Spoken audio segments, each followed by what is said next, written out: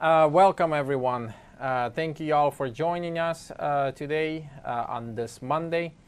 Beautiful day. Rainy day right here in Dallas in the beginning, but then it brightened up. Pretty much the story of trucking today. Yes, I got Amanda with me. Hey, everybody. Yes, from safety. Yes. Today we want to mention about just a little update what's going on here at the company. Yes, and then of course we're going to have the drawing. We're going to have the two drawings for $300 each. So please make sure that the names are in there. If you have iPhone or Samsung or something like that as your name, please message so that Amanda can put that in. Yes, as you know, we will take a roll call in about 15 minutes or so. Alrighty. Also, if you have some questions throughout the meeting that you want to ask at the end, just go ahead and type them in the chat, and we'll try to get to them at the end. Yes, right before the drawings. So yeah, today I will try to keep it short for you guys. I know that I always try to, but I just wanted to draw some attention to some latest updates that I've seen about the market. I have a screen here showing a BMO. Just lately it's showing that yes, all of them are pretty much going up. Since around June-ish, middle of June, end of June, it started to go up. Reefer and vans are the ones that are really going up. Flatbeds has been kind of flatlining, but overall, yeah, this is the spot rates overall in the whole U.S. Then the forecast, that's the latest forecast that shows up for the from Coyote Logistics. They update it once a quarter, but I like this graph because of what it shows, how the projected spot versus contract rates are are expected to happen this year, and we are seeing it a little bit more and more. Of course, by now we know that second quarter is always better than, or second half of the year is always better than the first half of the year. And as these rates, as the market keeps pushing that way, we will see it more and more going up. But yeah, and then contract rate will most likely, precede that, but there's going to be a lag of about 6 to 8 months as usual. Not too much, to go into this because you guys get these yourselves. But I really liked yesterday's Daily Watch, the latest that they had. There were two good news that they showed. Reefer rejection rates remain near highest level in the year over year, despite the decline from the 4th of July. I thought that was a pretty significant thing because it proves that we are heading in the upward. And as you can see on this graph a little bit, for a while there, from the middle of May until right before 4th of July, the outbound tender rejection index was pretty much mimicking 2019. And if you've seen some of those videos from Freight Waves, which I like to watch once in a while, they do them periodically about the market and everything that's happening. They were saying that, does that mean that we're going to see the same as 2019? And in my opinion, we should not, based on what we've seen so far and the projections that I've given out. And for a while there, it was doing that. But as you can see in the last couple of weeks, it actually split off. And it started to do a little bit better than 2019. So that was kind of an interesting point that they were making yesterday from this article. And then a second thing that they are mentioning is that there's promising signs on the market because of the levels for the contract load acceptance in volumes. They're closer till 2022 than they are to 2023. So if you see this line, I know it's kind of hard to see, but there's the white line, and where we are, we're very, very close to 2022 levels. And then obviously the highest one is 2021. But then this, let's see, 23 is the one right here, the light blue one. So this is, again, good news, and it proves my point that I've been trying to make, and kind of where we are, that we're definitely much better off right now than we were in 2019, and 2023. I mean, I've seen even a report from Daily Watch a while back, I want to say a week ago-ish, that the 4th of July peak that happened, it surged and it did a record in comparison to, I want to say, August 2022. So again, a lot of positive signs, as long as if it keeps, we need more of them, obviously. But as long as if it's doing that, it's on track to exactly what I was saying, that we will see a much better half this year than we did last year. And it is a recovery from this point on, pretty much until, I want to say, 2026. And again, once we jump into it, like somebody jumping into it, let's say in a year or two, they'll be like, oh, this is so great. But you would have missed out a lot already on this market that's going upward, because you can get in now with much better equipment rates and stuff like that. So last one on this note, I really like this update from today, actually, about the container imports. It's actually surging. And as you can see, we're literally about to surpass that in comparison to previous years. So this is really, really good news. This is really good news, because it basically shows that we're on track, we're on recovery, and everyone is standing to win on this, obviously.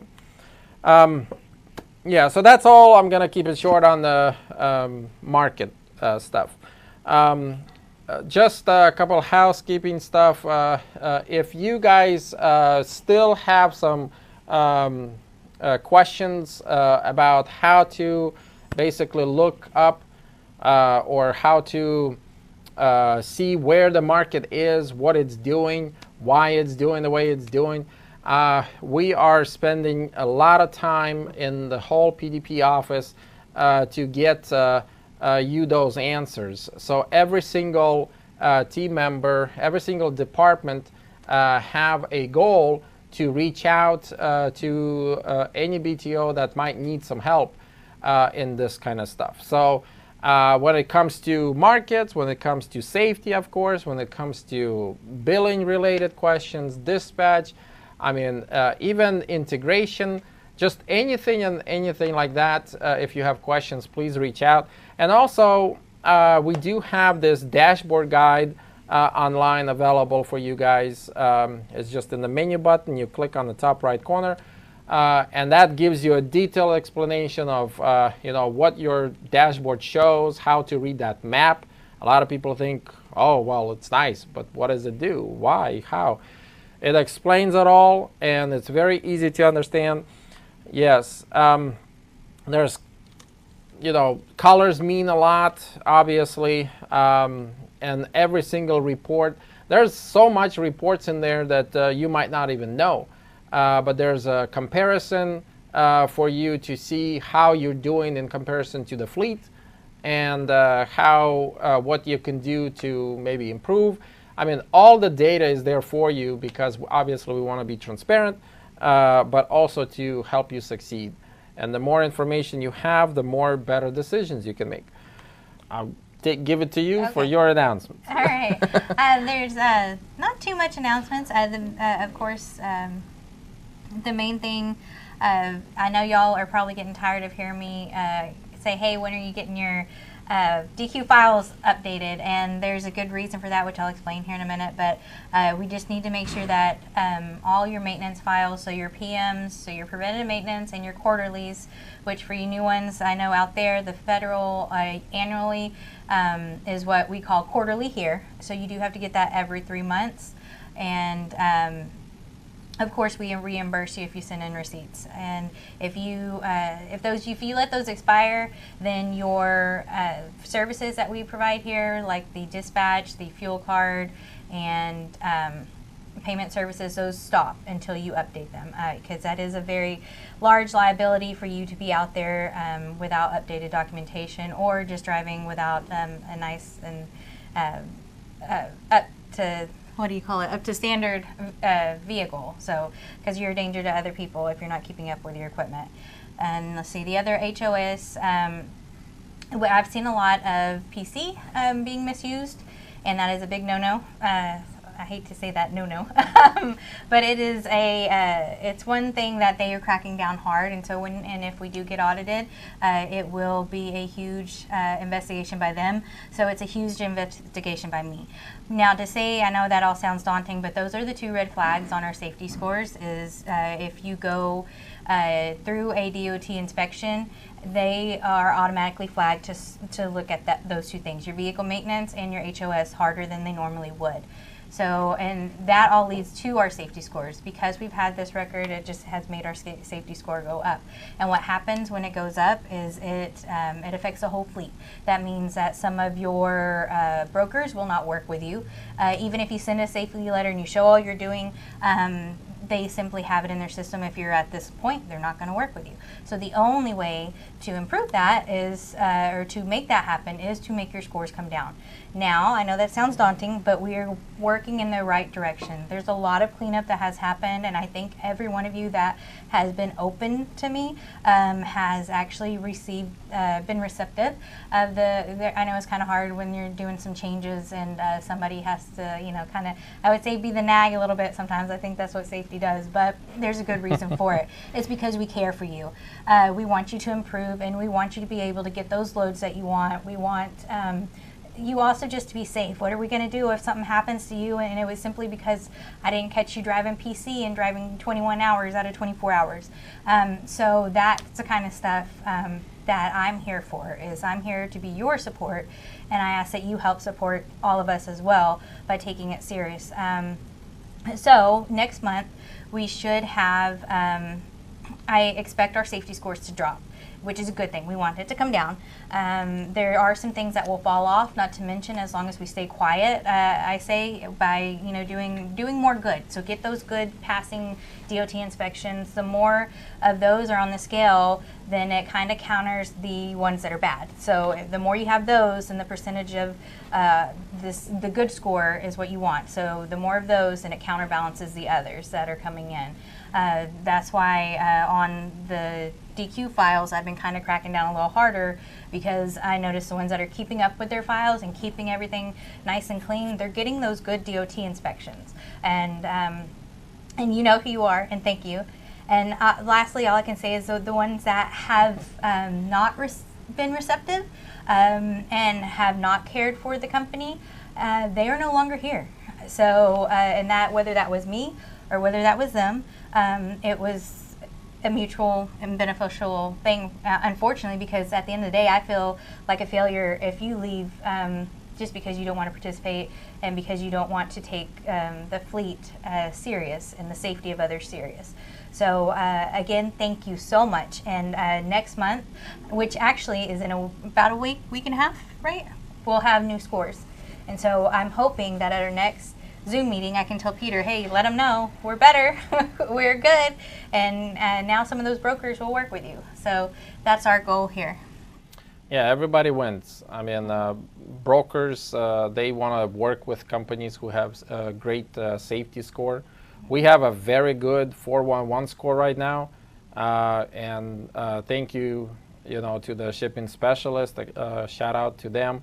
And also the BTOs that helped us to reach that level. Because, I mean, I hear stories and it's just nick of time. I mean, just perfect timing, to do that. And it's the same thing with the safety. I mean, it's very, very important. Everybody wins when we have better safety scores. In the long term, in the short terms, you want to be able to book those great loads. I mean, we want you to. So obviously, if you do follow through with everything that Amanda is helping you guys, I mean, we need to self-police, and we need to be able to do this before the DOT, pulls you over, because that's the final test. That's the very final test already. But yes, if you have all the DQ files in there before you have a inspection, then you will pass, or you have a very great chance to pass. So yes. Well, just what else you have on your side? That's pretty much it. The main things that are coming through on violations for failed inspections have been tires. We've also received a lot of people going in to finally get their inspections and coming back and they need like 7 tires changed, and that's going to make me wonder why it took you getting an inspection to get 7, and how did they get so bad? That's not normal. So we just ask that if you're keeping up with it, then you won't see those vehicle maintenance things come across anymore on DOT inspections. And you can get much better tire deals if you're proactive. Yes, yes, if you're pre-planning. Yep. That's what PM is for, right? What is PM stand? Preventative maintenance. I know. Now some I'm people stumbling. Some people say, well, that's oil change. No, that's true everywhere. Everywhere. Thorough, preventive, and pre-inspection and post-inspection. And then on hours of service, again, plan. The key word, I guess, would be plan. Plan ahead. Plan your maintenance, plan your trips, things you guys already know. Yes. Again, our goal is to be here to help you, to see what else you need. I mean, there's some coaching available in every single department if you need another run at it. But obviously billing, if you don't understand something on the dashboard, if you want to know where the market is doing, what it's doing, how to read those maps, there's sources, there's info for this to help you guys. Yeah, so we give you 2 chances to win the $300. Just for attending this meeting, and you have to be here throughout the whole meeting from the beginning till the end. But of course, everybody's a winner because you get 3 positive points towards your BTO card. And again, if you don't know what that is, please reach out to the BTO integration team. Okay, so the first winner is... Here we go.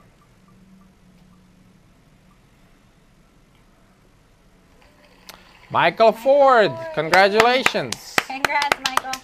Okay, Michael, are you here? Yes, I'm here. Can you hear me? Alrighty. Congratulations, Michael. And the second winner is...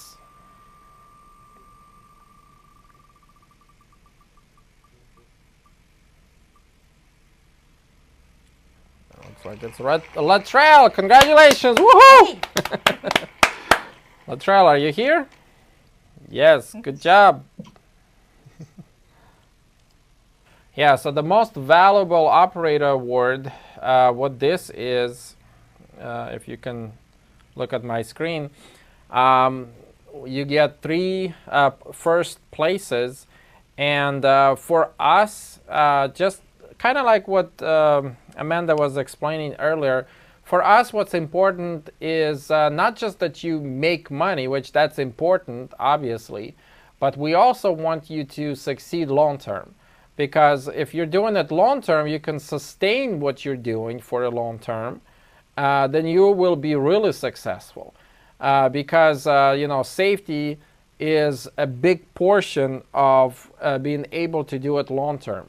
There's no point of trying to make that extra $1 million load and then kill yourself. I want your family, to have you there, present. So, yes, but bottom line, the first place $1,000, second place $750, and third place $250. So, and if you want to know how this is calculated, reach out to the team. But there's a methodology behind it of how it's calculated. Okay. Let me pull up that. All right, so we'll start from the third place. The third place, we have Mario Sims. Congratulations. Woo! Good job, Mario. Yes. The second place, so the third place is $250. Okay, the second place is $750, and the winner is Jose Ramirez. Congratulations. Hey. Yes. And then last but not least, with $1,000, the winner is Jason Mikrovich. Congratulations. Good job, Jason. Yes. Congratulations, y'all. Thank you guys for meeting us. Yeah, so the next meeting is August 12th. It's a Monday at 6 p.m. Yes, we're looking forward to meet with you. If you guys have any questions, please reach out to us. Don't have to wait till next meeting. Thank you for all that you do. Yeah, come and see us if you are around here in town. And God bless you. Be safe out there. Bye, guys.